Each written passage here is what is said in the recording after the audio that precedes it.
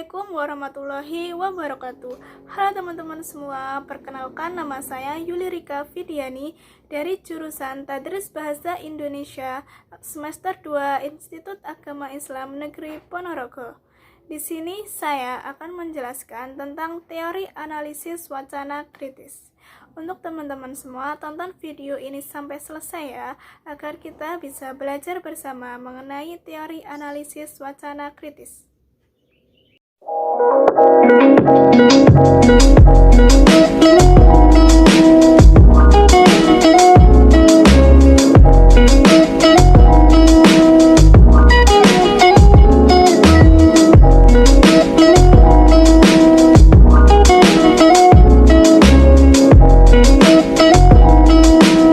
Pembahasan yang pertama yaitu pengertian wacana.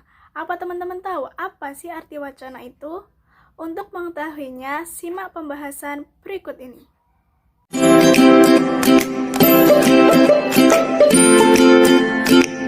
Syamsuddin menjelaskan bahwa wacana adalah sebagai rangkaian ujar atau rangkaian tindak tutur yang mengungkapkan suatu hal yang disajikan secara teratur dan sistematis dalam satu kesatuan yang koheren, serta dibentuk dari unsur segmental dan non-segmental bahasa.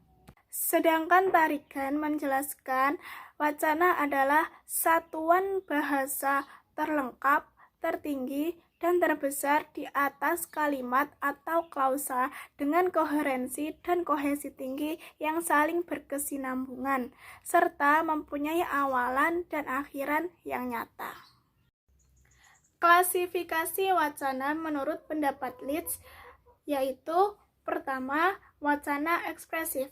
Wacana ini bersumber pada gagasan penutur atau penulis, contohnya wacana pidato. Yang kedua, wacana fatis. Wacana ini bersumber pada saluran untuk memperlancar komunikasi, contohnya perkenalan dalam pesta. Ketiga, wacana informasional. Wacana ini bersumber pada pesan atau informasi, contohnya berita pada media massa. Yang keempat, wacana estetik. Wacana ini menekankan pada keindahan pesan, contohnya wacana puisi dan lagu. Yang kelima yaitu wacana direktif. Wacana ini diarahkan pada tindakan atau reaksi dari mitra tutur atau pembaca, contohnya wacana khutbah. Nah, itu tadi pengertian dari wacana dan klasifikasinya. Selanjutnya yaitu tentang analisis wacana. Berikut akan saya bahas tentang pengertian analisis wacana.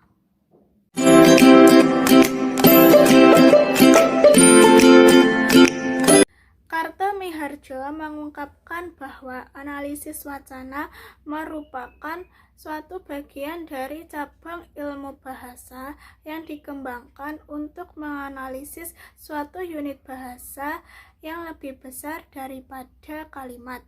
Sedangkan Brown dan Yule pada bukunya yang berjudul Discourse Analysis menjelaskan bahwa analisis wacana berarti melakukan analisis terhadap bahasa yang digunakan.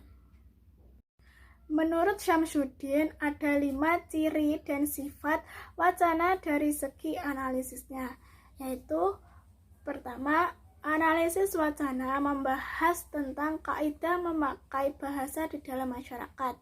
Kedua, analisis wacana merupakan usaha memahami makna tutur dalam konteks, teks, dan situasi. Tiga, analisis wacana merupakan pemahaman tuturan bahasa melalui interpretasi semantik.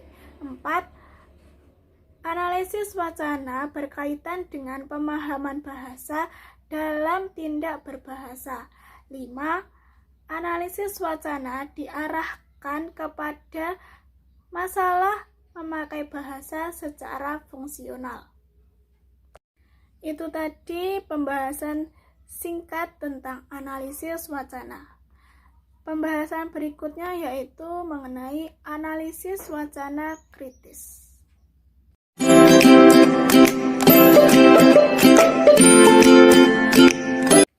Menurut Dharma, analisis wacana kritis adalah studi linguistik yang membahas wacana bukan dari unsur kebahasaan, melainkan mengaitkannya dengan konteks. Nah, maksudnya konteks di sini adalah bahasa digunakan sesuai dengan situasi dan kondisi tertentu agar tujuan yang diinginkan tercapai. Pendekatan analisis wacana kritis ada 5. Yang pertama, analisis wacana kritis Norman Fairclough atau Dialectical Relational Approach atau DRA. Fairclough menjelaskan ada hubungan dialektikal antara praktik sosial dan proses terbentuknya wacana, yaitu wacana mempengaruhi tatanan sosial dan tatanan sosial mempengaruhi wacana. Kedua, analisis wacana kritis Theo van Leeuwen, Social Actors Approach atau SAA, memperkenalkan pendekatan analisis wacana kritis ini untuk menjelaskan bagaimana suatu kelompok yang mendominasi lebih memegang kendali dan kelompok yang posisinya rendah digambarkan sebagai orang yang tidak baik. 3. Analisis wacana kritis Theun A. van Dijk, Socio-Cognitive Approach atau SCA. Pendekatan analisis wacana kritis ini bukan hanya didasarkan pada analisis teks, melainkan juga harus dilihat bagaimana teks tersebut dapat diproduksi, sehingga diperoleh suatu pengetahuan mengapa dapat diperoleh teks seperti itu. 4. Analisis wacana kritis Ruth Wodak, Discourse Historical Approach atau DHA. Analisis wacana kritis yang dikemukakan oleh Wodak dan dikutip oleh Fauzan ini untuk melakukan analisis pada sebuah wacana adalah dengan cara melihat faktor historis dalam suatu wacana tersebut. 5. Analisis wacana kritis Sarah Mills, Feminist Stylist Approach atau FSA. Pendekatan analisis wacana kritis Sarah Mills memfokuskan seperti apa perempuan dimunculkan dalam sebuah wacana. Selama ini, perempuan selalu disingkirkan dan berada dalam keadaan yang tidak baik, dan perempuan itu tidak diberikan kesempatan untuk membela dirinya sendiri.